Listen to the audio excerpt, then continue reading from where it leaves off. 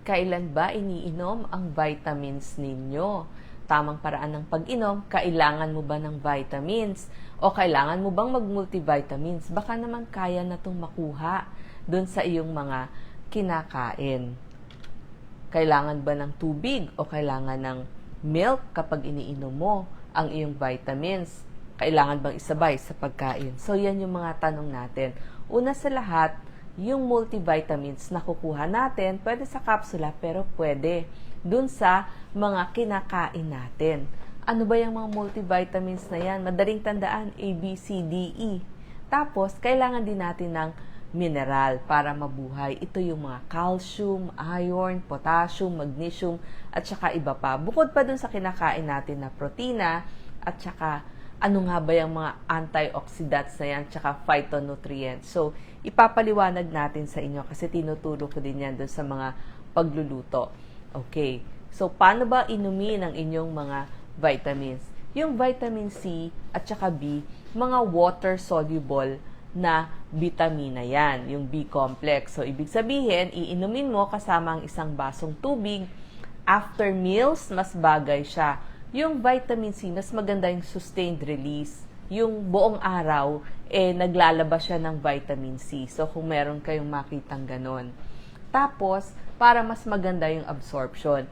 Yung mga vitamin B complex naman, maganda yan sa umaga. Kasi ang B complex, nagbibigay yan ng energy. So, pagkatapos ng almusal mo, busog ka after meals para hindi masakit sa tiyan.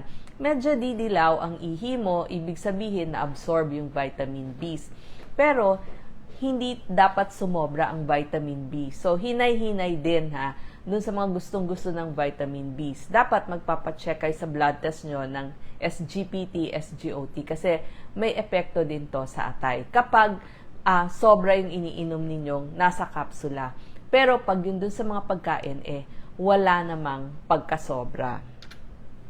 Meron din tayong tatawag na fat-soluble vitamins. Ano ba yung fat-soluble? Mabilis tandaan, ADEK. A-D-E-K.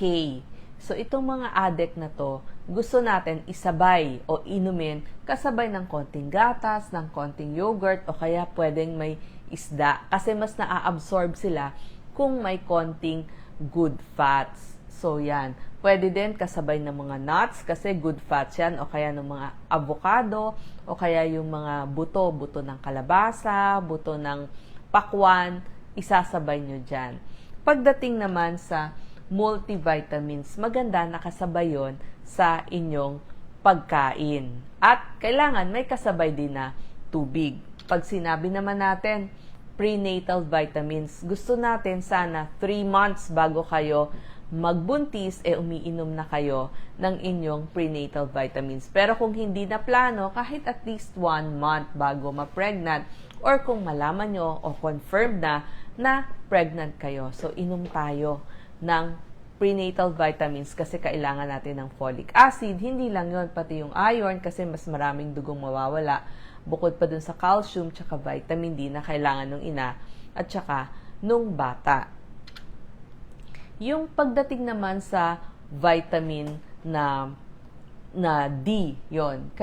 Yung calcium natin kasi, kailangan natin ng vitamin D para ma-absorb yung calcium. So, pag calcium carbonate, sabay yun sa pagkain. Pero kung calcium citrate, pwede nang walang pagkain. So, titingnan nyo, ano ba yung calcium na iniinom ng ating mga seniors, lalo na yung mga kababaihan. Pero ang sinasabi ko nga, mas gusto ko kakain kayo ng kompleto o well-balanced na pagkain. Kasi pag well-balanced o tama yung mga kinakain ninyo, yun yung gusto kong mangyari, mas malakas ang katawan nyo laban sa sakit. So yun yung tinatawag na immunity.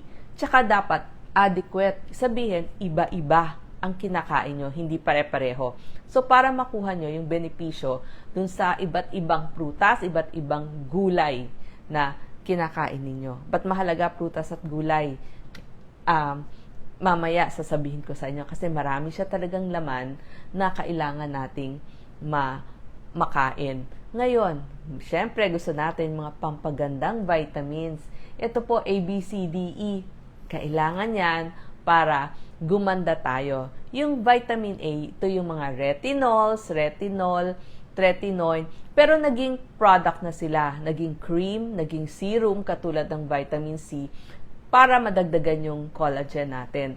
So kapag naka-retinols kayo, maglagay kayo ng sunscreen kasi medyo mas pupula yung inyong balat. At saka maglalagay din kayo ng moisturizer kasi medyo drying itong mga vitamins na to in product form.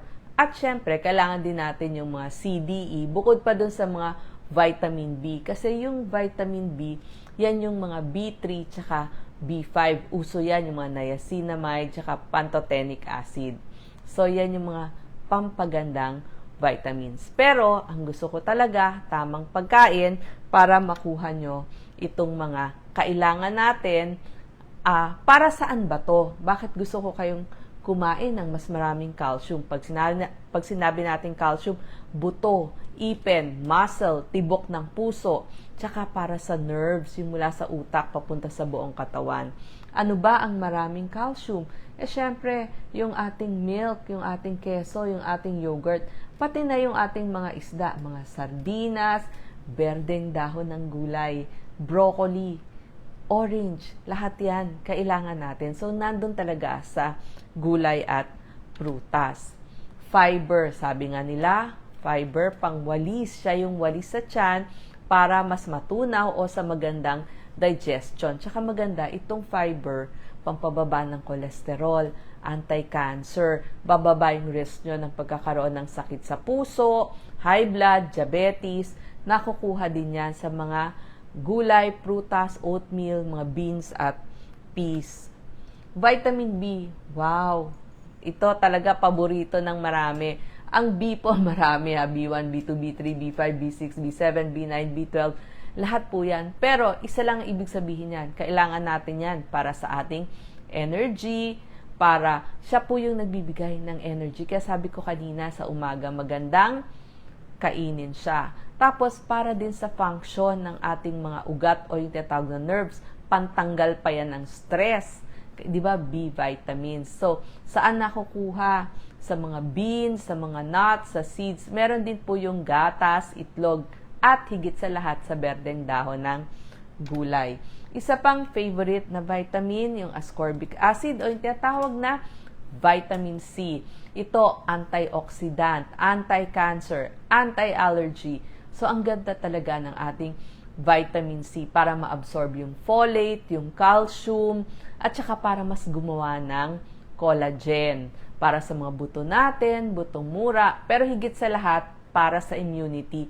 Kasi ang vitamin C, tinutulungan niya na yung mga antibiotic. Pag umiinom tayo ng antibiotic, maganda may vitamin C. Nakakatulong yan kasi laban yon sa ating mga bad cells. So, kaya nga pwede siya sa mga wound healing. Kaya nga tawag din sa kanya antioxidant. Saan ba nakukuha ang vitamin C? Aba, marami ang papaya, ang mangga, ang guava, repolyo, bell pepper, strawberry, tsaka syempre yung mga dalanda natin, yan, marami yang vitamin C. Melon, marami rin ho, bukod dun sa ating mga kamatis, meron lahat. Kailan daw iniinom ang vitamin C? Ang vitamin C, sabi ko nga, mas maganda siya after meals with isang basong tubig. Okay, ang vitamin C. Pero, kung kaya nyong kunin sa natural na pagkain, mas mainam. Vitamin D. Ang vitamin D, dalawa po pinagkukunan yan. Pwede sa pagkain, pero pwede din sa araw. Ang maganda sa vitamin D, kailangan ng immune system mo yan. At saka para ma-absorb niya yung calcium at phosphorus na kailangan naman ng ating buto, ng ating ipin, ng ating muscle. So, yan ang trabaho ng vitamin D. Galing po ito sa gatas ng baka, sa isda, at sa gulay. Yan ang pinagkukunan ng vitamin D. Pagdating naman sa zinc, ito, di ba? Pag may sakit, sasabihin, kailangan yung vitamins mo may zinc. Kasi, para pampalakas ng immune system mo. Immunity, para din mas gumaling yung inyong mga sugat, at saka kailangan yan sa paggawa ng vitamin A, kailangan din siya ng insulin para sa blood sugar natin. Usually, ang zinc galing po sa mga lamang dagat. So, doon yung makukuha. Hipon, alimasag, tulya, pusit, pero meron din yung nuts. Iron. Ito, iron, pula ng dugo, hemoglobin, tagadala ng oxygen sa buong katawan. Ito po, ibig sabihin, ito yung patrol on lumalaban sa ating katawan. Pang-patrolya yon. So, kailangan mo ng iron. Ang source nito yung mga may shell, yung katulad ng mga tulya, halaan, paros, kabya, hipon, pero meron din yung mga munggo, yung mga beets, tokwa, at berdeng dahon ng gulay. Next, vitamin E. Pag sinabi kasing vitamin E, antioxidant yan. Ibig sabihin, laban sa free radicals. Ito yung panlaban ng ating katawan para hindi mapatay yung mga normal cells. Tsaka yung vitamin E, lagi magkakasama yan, A, C, and E. Kasi kailangan ng vitamin A at vitamin C ang vitamin E. Kaya, kailangan kainin sabay sa isda kasi nga fat-soluble siya. So, isabay nyo dun sa mga isda, sa milk, pag kinakain nyo or yogurt. Saan nakukuha ang vitamin E? Sa pula ng itlog, sa nuts, sa mga mani. Pwede yan.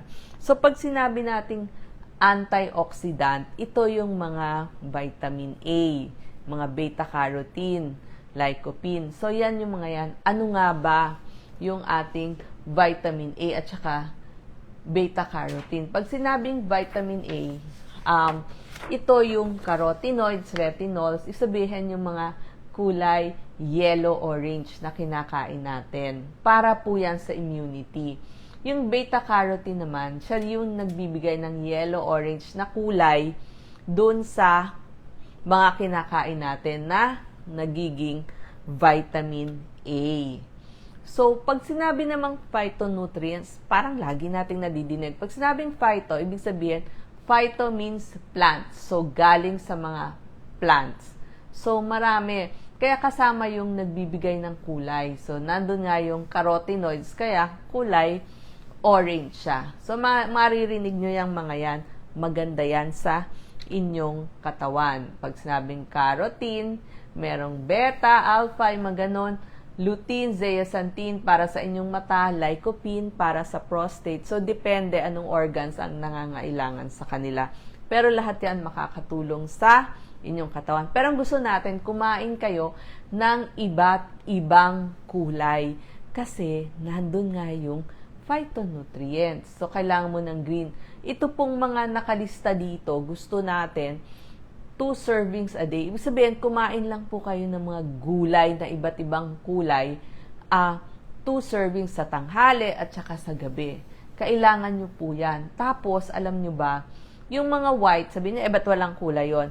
Maganda ho ang mga bawang, sibuyas. Kasi alam nyo ho, maganda siyang antibiotic. Laban sa bacteria, laban sa virus.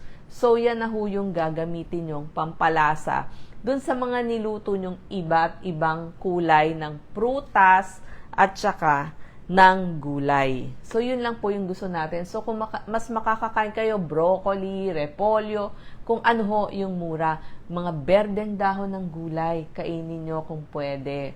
Tsaka, munggo, maganda ho yan.